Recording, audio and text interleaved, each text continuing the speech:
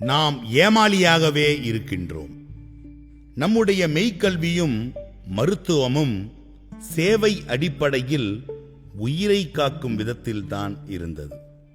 எல்லாம் இயல்பாக இயற்கையுடன் ஒன்றி இருந்தது. இன்று குழந்தை பிறப்புக்கும் கடினமாக மாறியுள்ளது. ஏனெனில் இன்று அத்தனையும் வியாபாரமாக மாறி நம் உயிரை பறிக்கும் விதத்தில் அமைந்திருக்கின்றது. நம்மில் பலர் ஓடி ஓடி உழைத்து களைத்த பின்னர் ஆன்மீகத்தை தேடுகின்றார்கள். எதையோ ஆன்மீக வாழ்வு என்று தேடிக்கொண்டிருக்கின்றார்கள். அறத்துடன் வாழ்வதுதான் ஆன்மீகம் என்றுணராமல் வேதத்துடன் வழிபாடு மட்டும் செய்து வருகின்றார்கள். தமிழர்களான நாம் செய்கின்ற செயல்கள் அத்தனையிலும் நமக்கு கருமம் சேரக்கூடாது என்றே கவனமாக பயணிப்பவர்களாவர். ஆனால் இன்று செய்யும் எல்லா வேளையிலும் வீண் கருமமே சேர்கின்றது. ஏனெனில் இன்று நம்மிடம் திணிக்கப்பட்டுள்ள கல்வி, தொழில் எல்லாம் நம்முடைய வினையை அதிகரிக்கும் வகையில் அமைந்துள்ளது. அதனை உணராமல் நாம் கடமையாற்றும் போது பணியிடங்களில் சில பாவங்களில் ஈடுபட வேண்டிய நிலையே உள்ளது. ஒரு நிறுவனம் ஏமாற்று வேலை செய்கிறது எனில் பணிபுரியும் நாமும் அதற்கு உடன்பட வேண்டிய நிலையே உள்ளது. இப்படியாக கல்வி, மருத்துவம் என எல்லா துறைகளிலும் நேர்மை இல்லாது இருப்பதால் நாம் கருமமான வாழ்வையே வாழ்ந்து வருகின்றோம். இங்கு எதிலும் எவரும் தன்னிறைவு என்பதை அடைவதே இல்லை. உண்மை என்னவெனில் இந்த வாழ்க்கை என்பது வெறும் பணமாக மாறியுள்ளது. அன்று தன்னை உணர்ந்து நல்வினையும் தீவினையும் நம்மை அண்டாது வகையில் என் கடன் பணி செய்து கிடப்பதே என்று பணிகள் செய்து கடமையாற்றி கடைத்தேற்றம் அடைந்தனர். பிறவியை கடைத்தேற்றுவதற்கு அறமான வாழ்வை வாழ வேண்டும் என்பதில் கவனமாக இருந்தனர். இன்று பல தனியார் நிறுவனங்களில் பணிக்கு செல்லும் மக்களை மாக்களாக வழிநடத்தும் சூழல்தான் நடக்கின்றது. ஏன் மானத்தையே விலைக்கு விற்க வேண்டியுள்ளது? அறிவை போதிக்கும் ஆசிரியர்கள், உயிரை காக்கும் மருத்துவர்கள் என எல்லோரையும் அடிமைப்பணி செய்ய வைத்துள்ளனர். இன்று சேவையை மறந்து சிலரின் தேவையை பூர்த்தி செய்ய வியாபாரமாக நடக்கின்றது. இதனால் நல்லோர் பலரும் மன அழுத்தமும் குழப்பமும் அடைந்து வாழ்ந்து வருகின்றனர். மக்களின் இன்னல்களை உணராத ஒன்றிய அரசாங்கமும் அரசு நிறுவனங்களை தனியார் நிறுவனங்களாக மாற்றி ஏழைகளுக்கு அளித்துள்ள உரிமைகளை பறிப்பதற்காகவே திட்டமிட்டு இயங்கிக் கொண்டிருக்கின்றது. மனசாட்சி இல்லாத இயந்திரங்கள் நம்மை ஆளுவதை போல் இருக்கின்றது. ஏழையின் சிரிப்பில் இறைவனை காண்போம் என்ற பழமொழிக்கேற்ப இங்கு எவரும் ஆளுமை செலுத்தவில்லை. ஏழைகளை ஏழைகளாகவே வைக்க துடித்துக் கொண்டிருக்கின்றனர். இப்படி கல்வி, தொழில், மருத்துவம் என எல்லா துறைகளும் சீரழிந்து கொண்டிருக்கின்றன. ஆக இன்று நூதனமாக ஏமாற்றும் செயலை கார்ப்பரேட் தொழில் என்று சொல்கிறார்கள். ஆம், எதிலும் நேர்மை இல்லாமல் போய்விட்டது என்பதுதான் உண்மை. இங்கு படித்த கல்விக்கேற்ப சரியான வேலைவாய்ப்பு பலருக்கும் அமைவதில்லை. ஏனெனில் ஒருபுறம் விஞ்ஞான வளர்ச்சி என்ற பெயரில் மனிதர்கள் செய்ய வேண்டிய வேலைகளை எல்லாம் அழித்து உழைக்கும் மக்களின் வாழ்வாதாரத்தை பிடுங்கிக் கொண்டு வருகிறார்கள். எந்த வளர்ச்சியும் அடையாத வடநாடுகளில் இருந்து மக்கள் தங்களின் பிழைப்பிற்கு வழியில்லாமல் நம்முடைய தமிழ்நாட்டிற்கு தஞ்சம் அடைந்து குறைந்த சம்பளத்தில் பணிபுரிகின்றார்கள். அந்த மக்களுக்கு கல்வி அறிவு, தொழிலுக்கான வாய்ப்பு அங்கு இல்லை. மதம் பிடித்துக்கொண்டு சாதி வெறியில் அலைந்து கொண்டு மக்களின் தேவைகளை பூர்த்தி செய்யாமல் தங்களின் ஆட்சி அதிகாரத்தை நிறுவுவதற்காக ஆணவத்துடன் எல்லா பாவத்தையும் வடநாட்டில் செய்து வருகின்றார்கள். அதனால்தான் அங்கு பேரண்டம் சீற்றமாக இயங்கிக் கொண்டிருக்கின்றது. மக்கள் நலனை சிந்திக்காமல் தங்களின் இன வெறியையும் சாதி வெறியையும் மறைத்துக் கொண்டு மத போர்வையை போர்த்திக் கொண்டு இந்த நாட்டையே பிரித்து பேதம் கற்பித்து வருகின்றார்கள். தங்களுக்கேற்ப சட்டத்தை மாற்றுகிறார்கள். சாதி அழுக்குடன் வாழும் மூட பக்தி பதர்களை மதம் பிடிக்க வைத்து தங்களுக்கு ஆதரவாக வைத்து திமிருடன் இங்கு வலம் வந்து நிறைவில் அவர்களையும் அழிப்பதுதான் அவர்களின் சூழ்ச்சியாக இருக்கின்றது. சமூக அக்கறையின்றி மனிதநேயம் இல்லாமல் செயல்படும் அவர்கள் தீண்டாமை வன்மங்களை உருவாக்கி ஒன்றுபட்ட மக்களை அழித்து சாதியை நிறுவவே முற்படுகிறார்கள். ஞானசித்தர் திருவள்ளுவரை 2000 ஆண்டுகளுக்கு முன்பு நேரடியாக கேமரா எடுத்துக்கொண்டு சென்று படம் பிடித்ததை போன்று அரசு வைத்துள்ள வள்ளுவர் படத்தை கேலி செய்கிறார்கள். ஏனெனில் அதில் மதச்சின்னம் இருக்கிறதாம். அதுவும் யாரோ ஒருவர் வரைந்த படம் என்ற அறிவு கூட இல்லாமல் அதனை சாதி பக்தி பதர்கள் மட்டும் பகிர்ந்து வருகின்றனர். இங்கு வேலை இல்லாமல் இளைஞர்கள் படுகின்ற துன்பங்களை உணரவில்லை. தமிழர்களுக்கான பணி வாய்ப்பு நிராகரிக்கப்படுவதை எவரும் உணரவில்லை.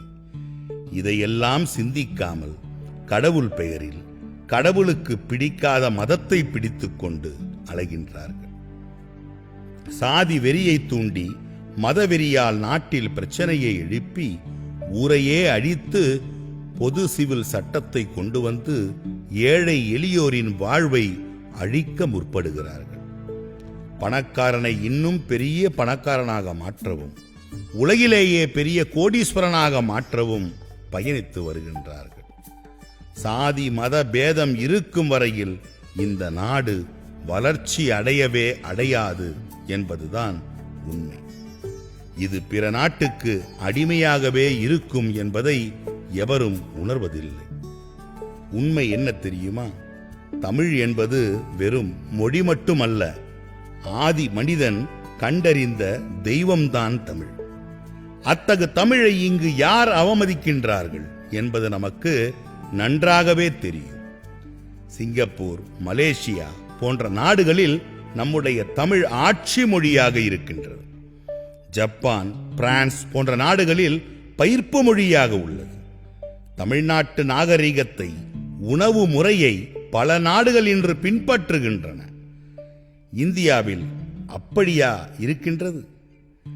பல இனங்களால் ஒன்றுபட்ட இந்தியா எனில் எல்லா மொழிகளுக்கும் சம அளவில் தானே பணம் ஒதுக்க வேண்டும். கடந்த 2022ஆம் வருடம் தமிழ் மொழியை ஆராய்ச்சி செய்யும் மத்திய செம்மொழி தமிழாய்வு நிறுவனத்திற்கு ரூபாய் 74 கோடி ஒதுக்கியது ஒன்றிய அரசு. ஆனாலும் யாராலும் பேசப்படாத சமஸ்கிருத மொழிக்கு 1487 கோடியை ஒதுக்கீடு செய்தது.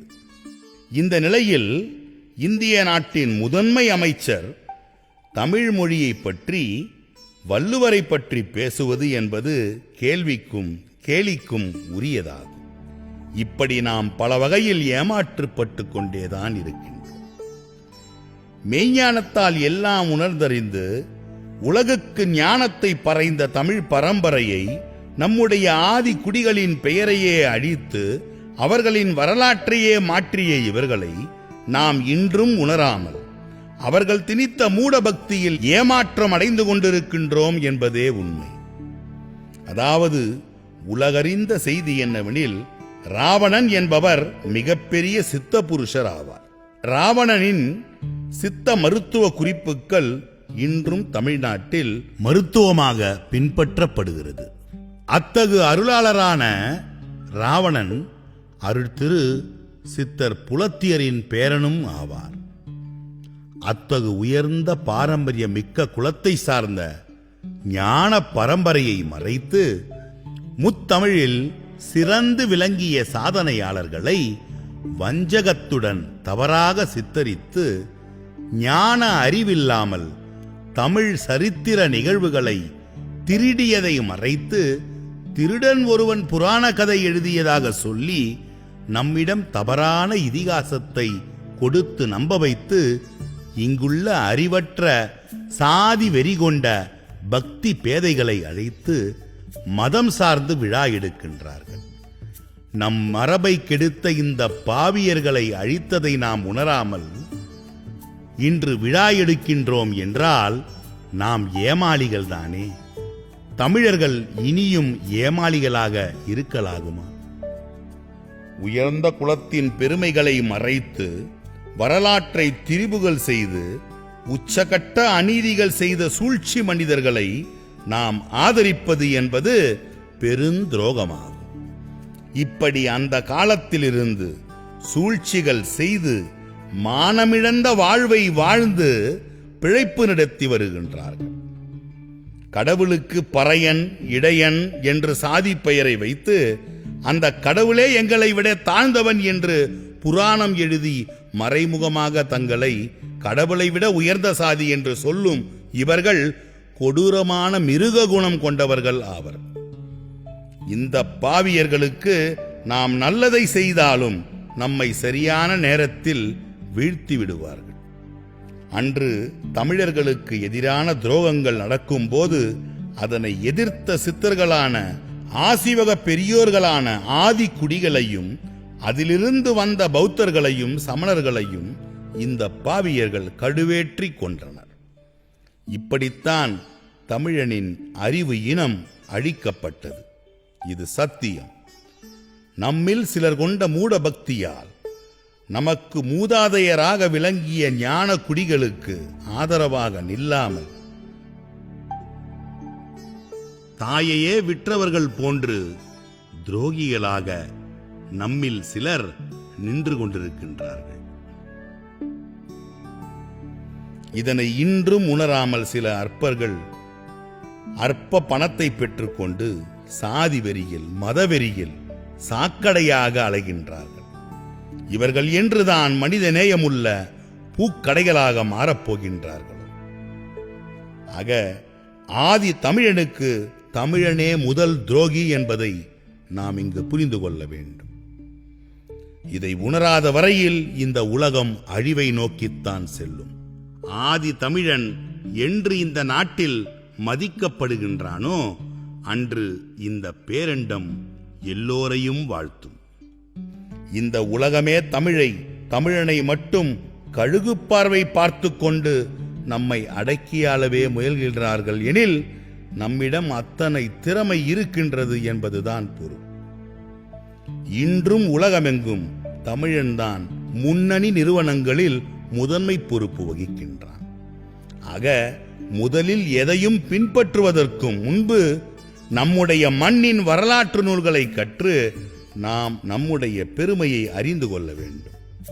இங்கு சூழ்ச்சியாளர்கள் பேதத்தை விளைவித்து தலையாட்டி எடுபுடிகளை வைத்துக் கொண்டு மக்களை மதம் பிடிக்க வைத்து ஏமாற்றிக் கொண்டிருக்கின்றார்கள். ஆக தமிழன் என்ற உணர்வுடன் நாம் பயணிக்க வேண்டிய தருணம் இது. சரி, ஏறக்குறைய 3500 ஆண்டுகளுக்கு முன் நம் தமிழ் புலவர் மாங்குடி மருதனார் எழுதிய ஒரு புறநானூற்று பாடலை காண்போமா?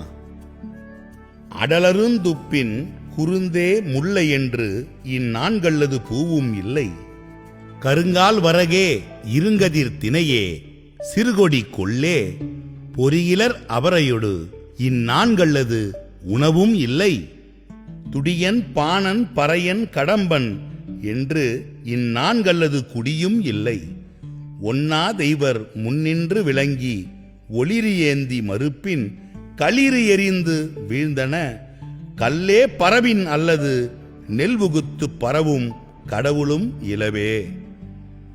மாங்குடி மருதனார் புறநானூற்று பாடலில் 335வது பாடலில் இதனை விளக்கமாக எழுதியுள்ளார்.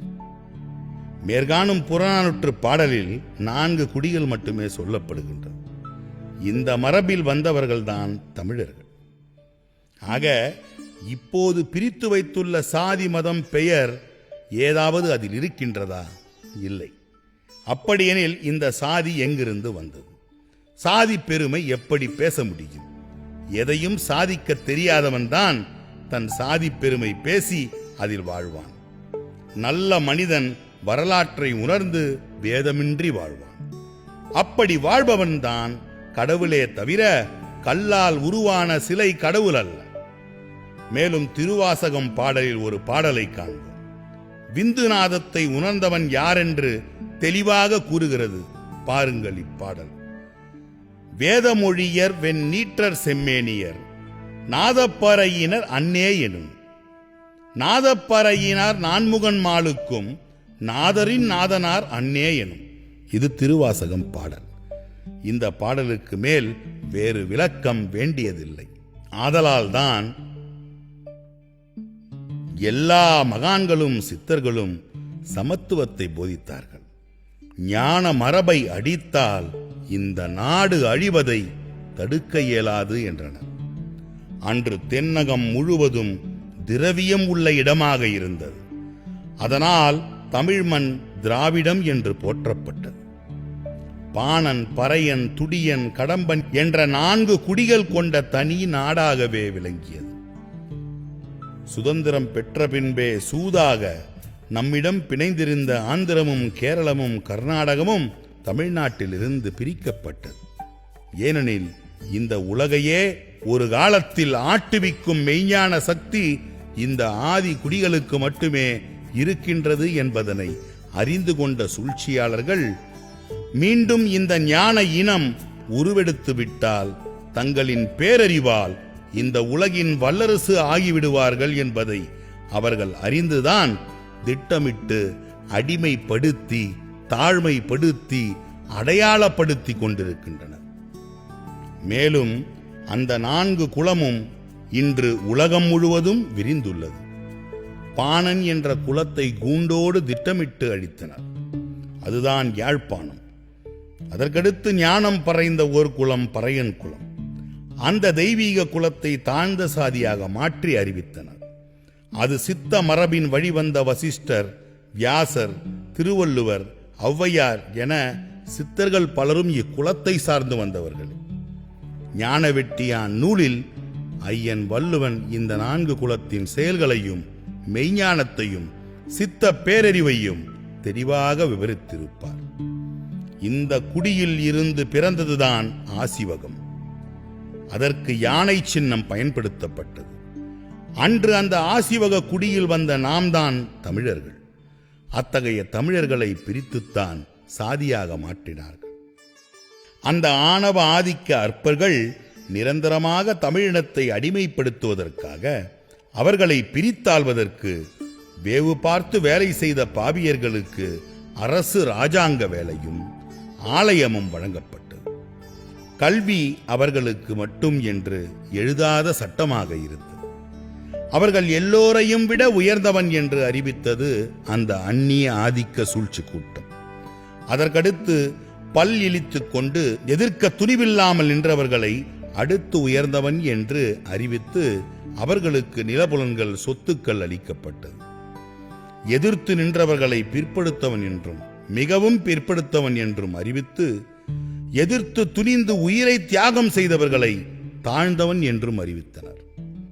ஆக உயர்ந்த ஞானத்தின் சொல்லான பறையன் என்ற சொல்லை தாழ்வாக கூறி தமிழுக்கே துரோகம் செய்துவிட்டனர்.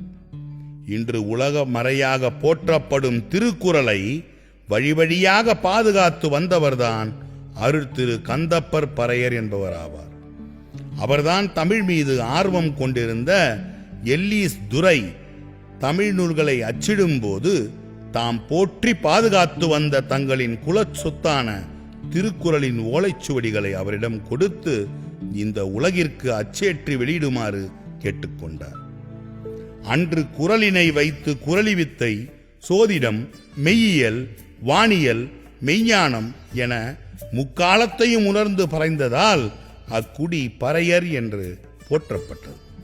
அந்த கந்தப்பரின் பேரன்தான் மிகப்பெரிய சித்த அனுபூதியாக விளங்கிய அருட்திரு அயோத்திதாச பண்டிதர் ஆவார். தமிழ்த்தென்றல் திருவிக்கா அயோத்திதாசரை தன் குருவாக கருதினார். மேலும் அவரின் சித்த மருத்துவத்தால் தான் நான் இப்போது இங்கு உயிரோடு நிற்கின்றேன் என்றும் கூறினார் திருவிக்கா. அத்தகு அயோத்திதாச பண்டிதர்தான் முதலில் திராவிட ஜனசபையை இயக்கத்தை துவங்கியவர் ஆவார். இப்படி நம்முடைய தமிழர்களின் வரலாறுகள் பலவும் மறைக்கப்பட்டுள்ளது. இப்போது பக்தியின் பெயரால், சாதியின் பெயரால், மதத்தின் பெயரால் தமிழ் துண்டாடப்பட்டு வருகின்றது. இது எத்தனை பெரிய வருத்தமான செயல் என்பதை நாம் உணர வேண்டும். அதுபோல் ஆன்மீகத்தில் நாயன்மார்கள் வரலாறுகள் எல்லாவற்றிலும் உண்மையை மறைத்து பல மகான்களை கொன்று திரிபுகள் செய்து அன்றைய ஆதிக்க சக்திகள் சாபத்தை பெற்றுள்ளனர். தமிழர் வரலாற்று குறிப்புகள் பலவும் தொல்காப்பியத்திலும் எல்லா சித்தர்கள் நூல்களிலும் இருக்கின்றது. இதையெல்லாம் மறைத்து அதிலும் சில திரிபுகள் செய்துள்ளனர். அதனை மறைப்பதற்கு நம்மில் சிலர் அன்று துணை நின்றனர். அந்த வம்சங்கள் இந்த பேரண்டத்தின் கணக்கினால் இன்று அழிந்து வருவதை காண முடிகின்றது. அந்த மனித மிருகங்களின் வாரிசுகள் இன்றும் அந்த சாபத்தில் வாழ்ந்தாலும் அறிவு தெளிவின்றி பேதத்துடனே வாழ்ந்து வருகின்றார்கள். சில சாதி வெறி பிடித்த பக்தர்களும் மதம் பிடித்த மந்தையாடுகளும் சூதான நரியின் தந்திரத்தில் உண்மைக்கு எதிராக பயணித்து இன்றும் ஆணவமாக வாழ்ந்து சாபக்கேடாக வாழ்ந்து வருகின்றனர். அன்று மெய் வாழ்க்கையை சிறப்புடன் வாழ்ந்த ஞான இனத்தை அழித்ததாலே இன்று அவர்களின் வாழ்வில் நிம்மதி என்பதே இல்லாமல் போய்விட்டது. இன்று நாம் நம்முடைய அடிப்படையை மறந்து நம்மவர்களை நாமே தாழ்த்தி நாமே நம்மை உயர்வாக நினைத்து கொண்டு இன்று எல்லாவற்றிலும் அடிமையாகி நம்முடைய இயல்பான வாழ்வை இழந்து ஏமாற்றமான வாழ்வையே வாழ்ந்து வருகின்றோம் என்பதுதான் உண்மை. இதனை நாம் தான் உணர்ந்து இதெல்லாம் சரியாக்க முற்பட வேண்டும். அதற்கு நாம் என்ன செய்ய வேண்டுமெனில் இவர்களின் குருட்டு பாடத்தை தூக்கி எறிந்து உண்மையை உணர வேண்டும். நம்முடைய வரலாற்றை படித்தால் போதும், நம் வாழ்க்கை சீர்படும். நம்முடைய நிலங்களை விற்காமல் நாமே நல்ல விவசாயத்தை இயற்கை உரத்துடன் செய்து பெருக்குதல் வேண்டும். மதவெறி சாதிவெறி பிடித்தவர்களுடன் சேரக்கூடாது. இதுநாள் வரையில் நாம் அறிவாளிகளாக இல்லை, இங்கு ஏமாளியாகவே இருந்தோம். இனியாவது தமிழர் என்ற உணர்வோடு நம்முடைய முன்னோர்கள் சித்தர்கள் வகுத்த இயல்பை நாம் பின்பற்றினால் நம்முடைய சாபங்கள் அகலும், பாவங்கள் தீரும். இல்லையெனில் இந்த பேரண்டமான இயற்கை பெரும் சீற்றத்தையே உண்டாக்கும், மக்களுக்கு அழிவே உண்டாகும். வீரமான தமிழகம், வளமான தமிழகம் வளர வேண்டுமெனில் நாம் பேதங்களை கடப்போம், மனித நேயத்தை வளர்ப்போம், இயற்கையோடு ஒன்றுவோம், நல்ல வாழ்வை வாழ்வோம். என் கையில ஜீவ அமிர்தம் அப்படின்னு ஒரு புத்தகம் இப்ப இருக்கு. முழுக்க முழுக்க சித்தர்களை பற்றிய செய்திகள். சித்தர்களுக்கான ஒரு தனி நூலாக ஜீவ அமிர்தம் வெளிவந்திருக்கிறது.